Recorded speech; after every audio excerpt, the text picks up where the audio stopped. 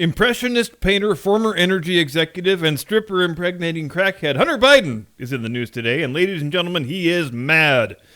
And when you can cause spasms of moral outrage in a man who sticks it in his dead brother's widow, pops a dirty piss test on his first day in the Navy, and does lines of coke off the tits of his teenage niece-in-law, I think it's safe to say you must have done something pretty messed up.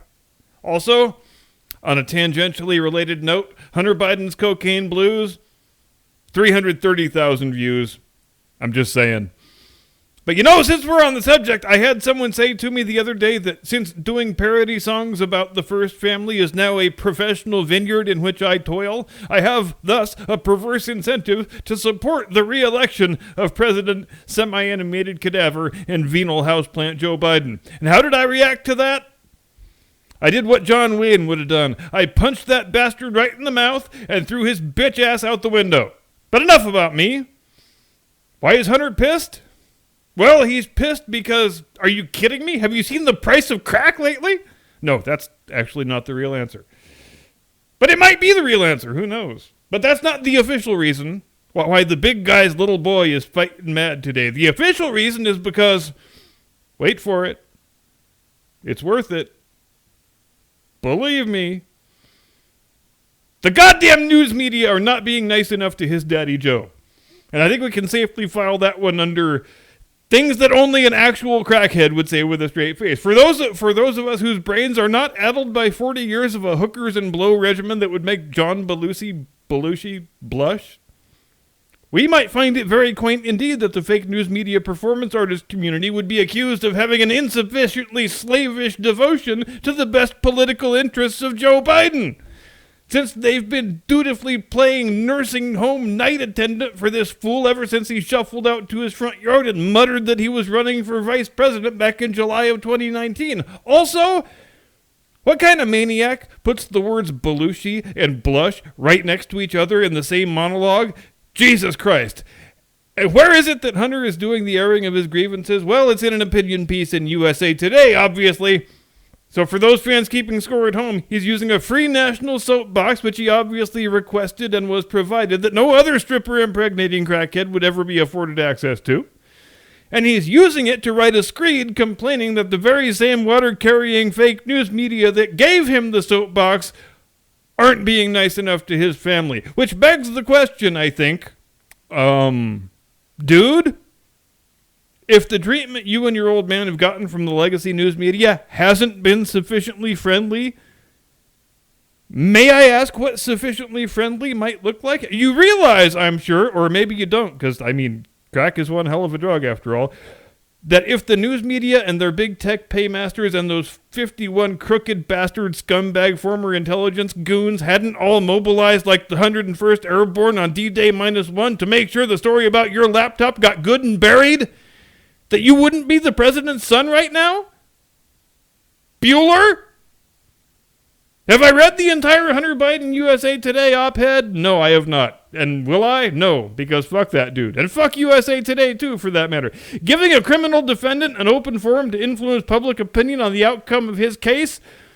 Is that something journalists do now? Because it sure as hell did not used to be. So no, haven't read it, won't read it, don't want to dignify it. I did, however, read an article with a couple of excerpts, including the following, and this one is a real heartstring tugger. Quote, "My struggles and my mistakes have been fodder for a vile and sustained disinformation campaign against my father, President Joe Biden, and an all-out annihilation of my reputation." End quote. You hear that, folks?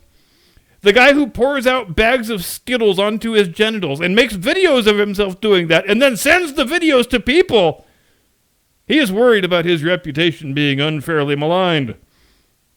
This is your brain on crack. Any questions?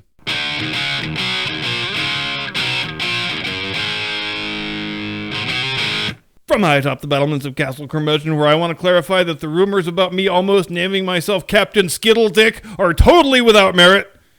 Good evening, Mr. and Mrs. America and all ships at sea. Welcome to the program. I am your eponymous host and humble servant. And what do we know about war? Oh, we know war is a filthy business. Sherman said war is all hell, though nearly everyone gets the quote wrong. War is every mode of human suffering rolled up into the same package. It's a business where even the winners often wind up permanently scarred in mind and body alike from the experience.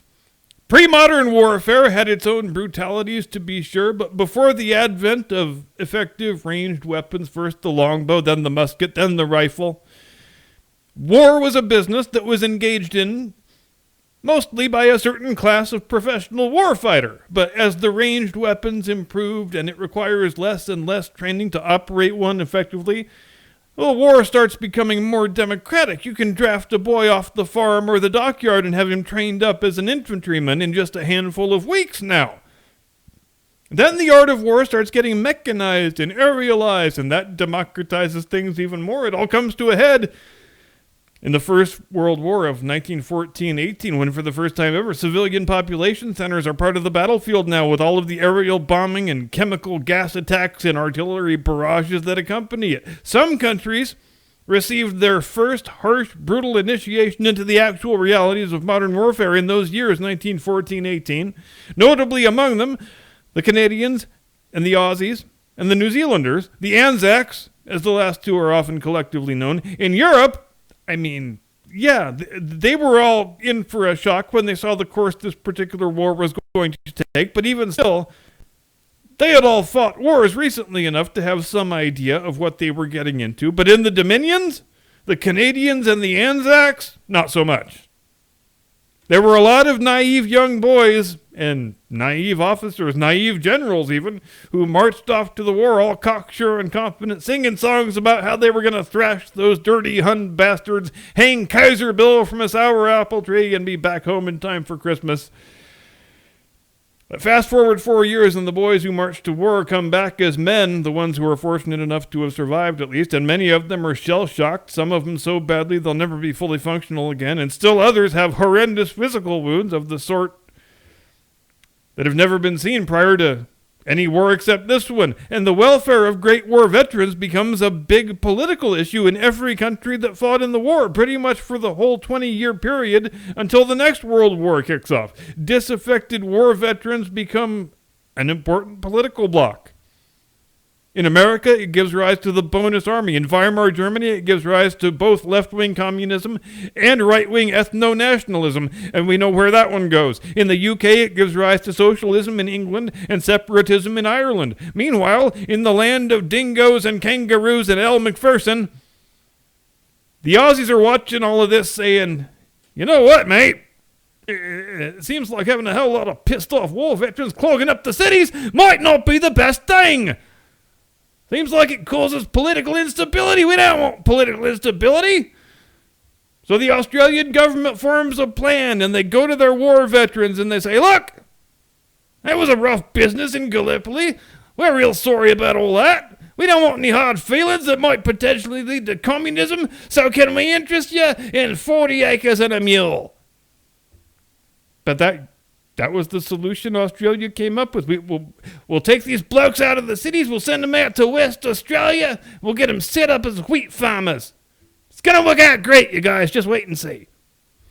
Now, is Western Australia the best place in the world to attempt large-scale cultivation of cereal grains? No, it is not. The native topsoil, such as it is far from ideal for wheat farming, and the sources of fresh water for crop irrigation are few and far between at best. But they went ahead with the project. They gave it their best shot. Some guys even managed to make a pretty decent go of it. Or they did, at least. Until the specter of war reared its ugly head yet again. And who's the enemy this time? Is it the German, the Russian, the Turk, the Serbian? Oh no. This time we'll be facing an adversary we haven't licked yet. And who is it? It's this big feathery bastard right here. The emu. We have seen the enemy, and on the morrow we shall bring him to battle. Why did Australia fight an actual honest-to-God war against the humble emu with machine guns and everything? More on that in a moment. Well, you remember that whole scheme where they were going to turn their war veterans into West Australian wheat farmers? Remember the issue they had with the water supply? Well, there's only so many ditches and channels and sluices and viaducts you can dig before you have well and truly tapped out your naturally occurring sources of fresh water for crop irrigation. So in a lot of cases, many cases, perhaps even most cases, They would just have to do things the newfangled way. Dig an artificial pond or reservoir or whatnot, truck in a whole shitload of water to keep the thing replenished. And that's what you use for your farm's irrigation source. And you know who noticed this? The goddamn emus, that's who.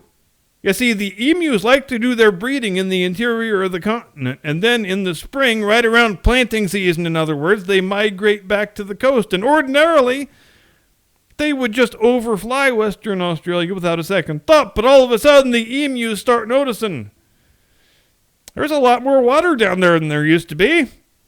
Now, I don't know if you guys have heard, but we emus are the thirstiest birds in the whole wide world. We could make quick work of that cute little pond down there is all I'm saying. So, you want to go check it out? Maybe there's a snack bar too, you never know.